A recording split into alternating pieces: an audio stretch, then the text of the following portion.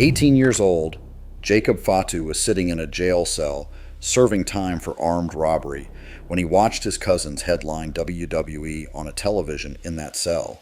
He had the Anoa'i bloodline and he had the drive. But WWE's corporate image machine kept him blacklisted for nearly a decade. What crime could shut the doors of WWE to an elite athlete while his own family rose to superstardom? The answer is brutal. The system kept Jacob Fatu locked out for a decade. WWE created their own monster by making him wait. That one mistake at 18 would shadow the next 15 years of his life and force him to fight for a second chance. Jacob Fatu was born on April 18, 1992 in San Francisco, wrestling royalty from the day he took his first breath. His father, Sam Fatu, electrified crowds as the Tonga Kid in the 1980s. His uncle Rikishi would become a Hall of Famer. The Anoa'i family tree stretches across generations, producing icons like Yokozuna, Umaga, the Usos, Roman Reigns, and even The Rock. But Jacob's childhood did not follow the script. He grew up in Sacramento, far from the spotlight, focused on football at Rosemont High instead of turnbuckles and title belts. Wrestling was not his dream. He had no plans to join the family business. That changed the day he was arrested for armed robbery at 18. Charged under California state law, Section 211, Jacob landed in Sacramento County Jail, a felony conviction that would follow him for years. Sitting behind bars, Jacob flipped through TV channels, desperate for an escape. He stopped when he saw his cousins, Jimmy and Jey Uso, standing under the bright lights of WWE with Tamina by their side. In that moment, the world outside those concrete walls felt unreachable. His bloodline was making history on live television while he waited for a second chance. I really didn't grow up wanting to wrestle. I didn't want to wrestle at all until the day I caught my case for the 211 when I was 18. Watching his own family succeed from a jail cell forced a decision: keep following the path that led him there, or fight for something better. WWE's corporate image machine kept him blacklisted. The system kept Jacob Fatu locked out for a decade. WWE created their own monster by making him wait. But Jacob Fatu was about to dedicate his life to the ring, no matter how long it took to break through. Jacob Fatu's first steps into wrestling did not come easy. After his release, he turned to the only place that would take him, his uncle Rikishi's Knox Pro Academy in Southern California. The gym became a lifeline, packed with second-chance seekers, indie hopefuls, and family looking out for their own. Rikishi did not hand out favors. He put Jacob through the same drills and the same bruising routines that built legends in their family. Every suplex and every dropkick was a reminder. The Anoa'i name opened the door, but it could not erase a criminal record. Jacob made his debut on September 22, 2012, wrestling tiny crowds across California's independent circuit. While his cousins Roman Reigns and the Usos collected paychecks on national television, Jacob hauled his own gear and fought for gas money. He kept grinding, hoping the family legacy would be enough to get him noticed. In September 2016, he finally got a WWE tryout, a shot most wrestlers only dream of, and won his bloodline nearly guaranteed. But the background check did not care about legacy. WWE's hiring process flagged his felony conviction for armed robbery. The answer was no. Industry insiders like Dave Meltzer did not mince words. He said, "He's got the record, unfortunately, has been the big hindrance." The door slammed shut. Hindrance and blacklisted were simple facts. WWE's corporate image machine kept him blacklisted. Jacob could train with Hall of Famers, headline independent shows, and outwork everyone in the room, but the system kept Jacob Fatu locked out for a decade. With WWE off limits and international travel banned by his record, Jacob had to find another way. There was only one path left, one that led to a promotion most fans had never even heard of.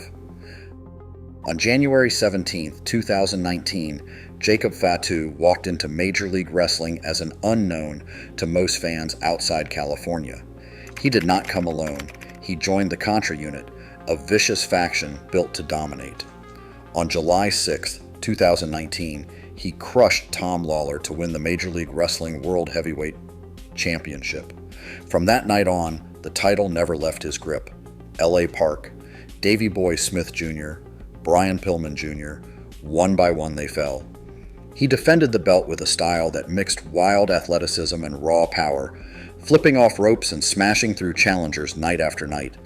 The streak stretched to 819 days, the longest reign in Major League Wrestling history, but for all the chaos he brought to the ring, the audience rarely cracked 100,000 viewers. Major League Wrestling crowds were small, the venues tight, the lights dim compared to WWE stadiums.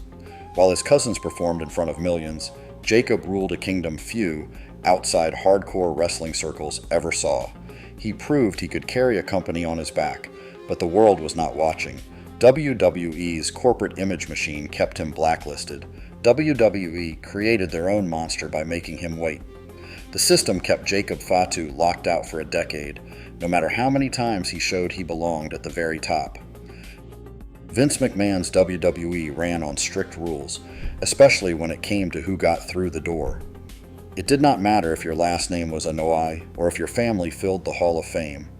If you had a felony on your record, the company's background check process shut you out. No exceptions. Talent relations flagged every criminal conviction, and Jacob Fatu's armed robbery at 18 meant an automatic red light. The corporate image machine demanded a spotless roster, fearing the backlash of sponsors and networks.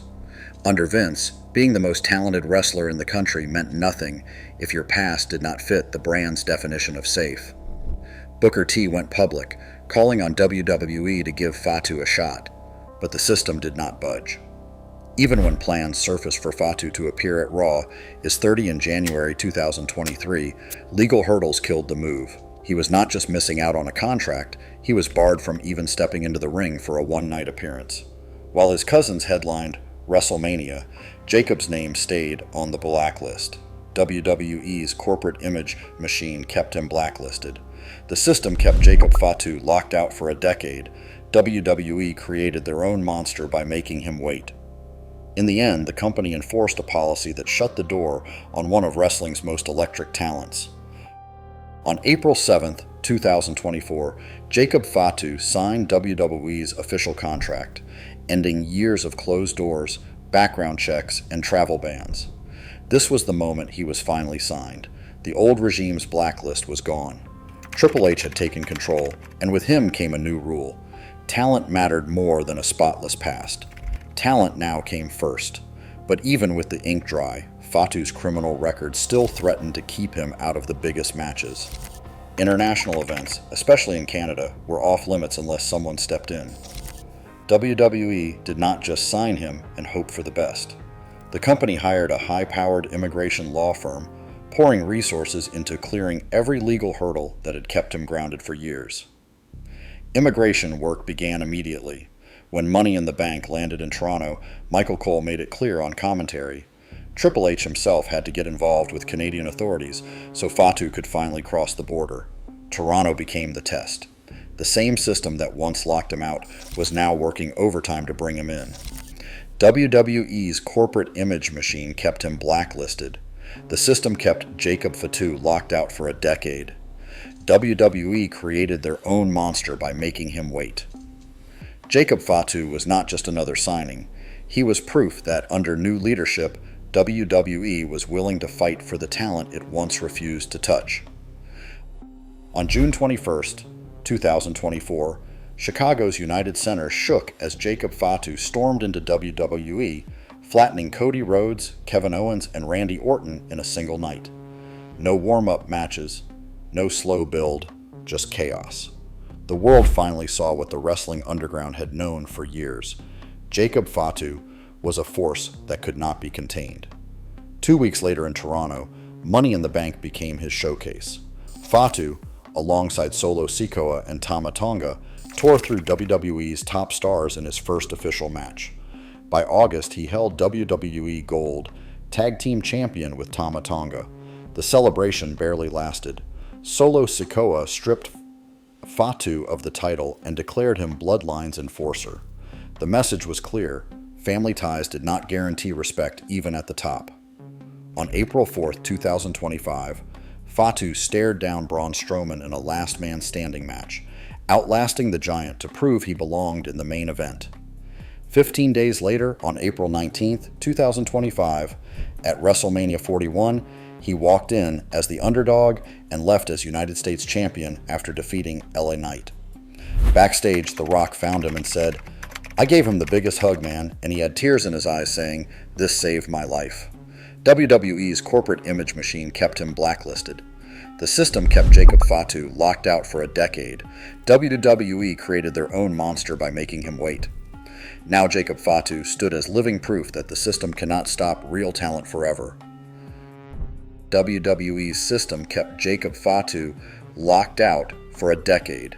WWE's corporate image machine kept him blacklisted. WWE created their own monster by making him wait. Today, second chances depend on who is in charge, not who is deserving. How many future champions is WWE still ignoring because of mistakes they made as teenagers?